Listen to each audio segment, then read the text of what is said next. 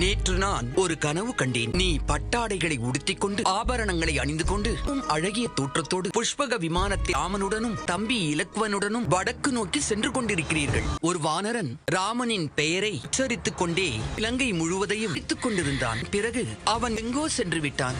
நான் ராமனுக்காக ஏற்றிய விளக்கிற்கு பிரகாசத்தை அளித்து விட்டீர்கள்.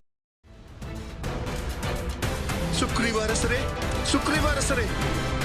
அனுமான், எப்பொழுது வந்தாய்? எது நடக்கக்கூடாது என்று நினைத்தேனோ அது நடந்துவிட்டது.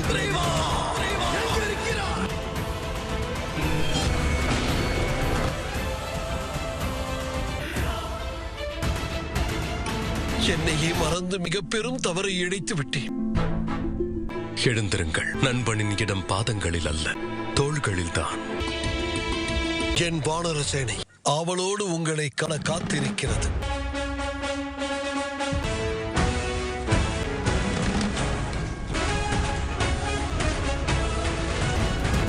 ராமாயணம் இதிகாசத்தோடு நாளை காலை 8:30 மணி முதல் 9:30 மணி வரை 1 மணி நேரம் சன் டிவியில் காணத் தவறாதீர்கள்.